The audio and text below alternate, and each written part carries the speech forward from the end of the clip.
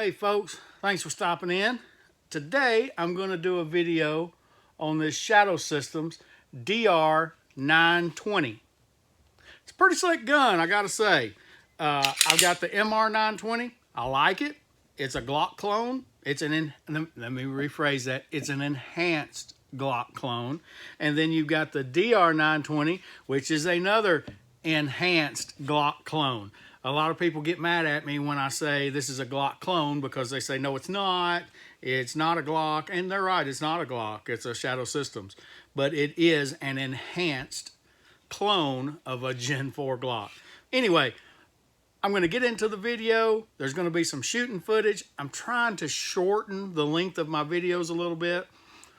So there's not going to be a lot of talking in the range footage. After the range footage is over, I'm going to come back and give you my final thoughts on this DR920.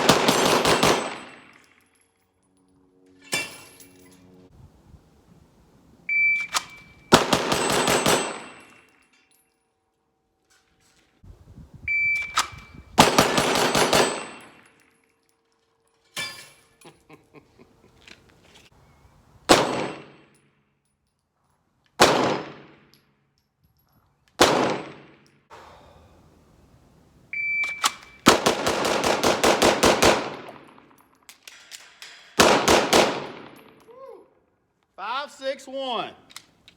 I like it.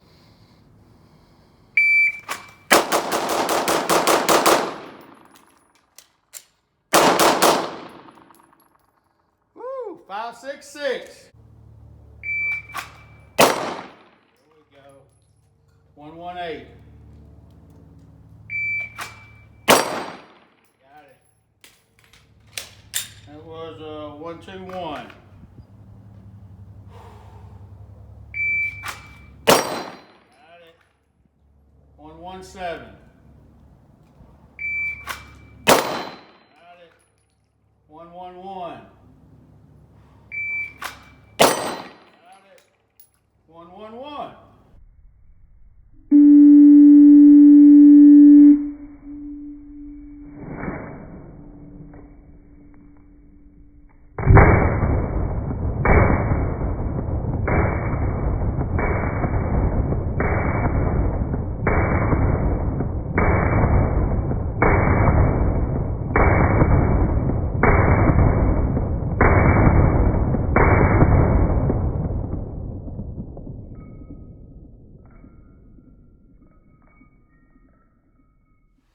So what do I think about the DR920 from Shadow Systems?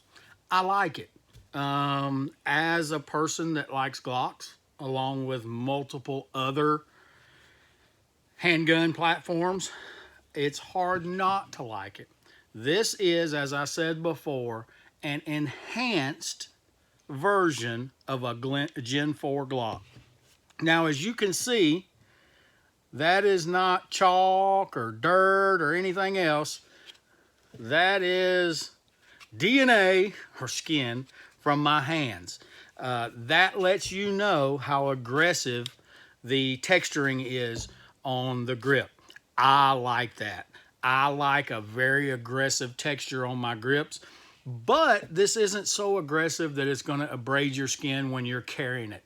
If you're carrying it in the 4 or 5 o'clock position, or if you're carrying it in the appendix position, I don't feel like this is going to abrade your skin very bad, but it does do an excellent job of helping you control recoil.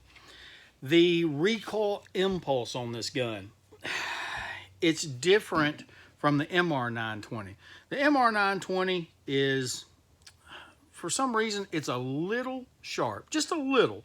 Now, we're talking about a 9mm, so it's not like It's not like shooting a 44 Magnum or even a 357 Magnum. It's a 9mm. But for a 9mm, the MR920 is a little sharp. This is not. This is very mild. This has, in my opinion, less recoil than a Glock 17, which is basically what it's cloned after. I do like the enhancements on it. The slide serrations are very nice. They're very, you get a good grip on them.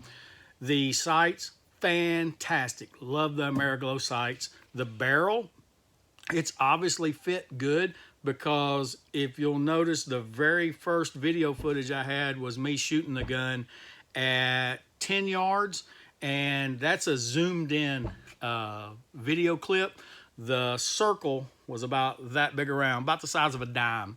So at 10 yards, it was printing nice tight groups.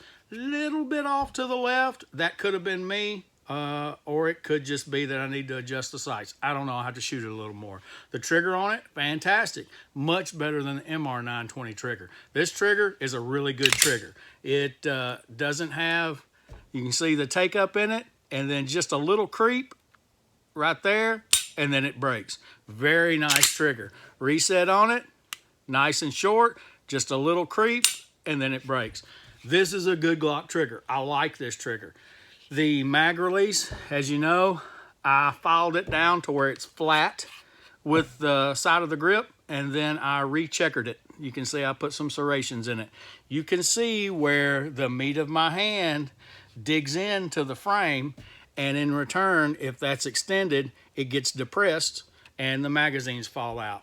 There's a lot of people on YouTube that have had problems with magazines falling out of these guns, and I don't believe that it's because the magazine release isn't strong enough or isn't fit right. I believe it's just because that's extended just a little bit, and it's causing people to inadvertently hit it with that thumbs forward grip, and it causes the magazine release to, or the magazine to fall out of the gun. It's an easy fix. You can buy a flat Gen 4 Glock mag release to put in there, and it fixes it.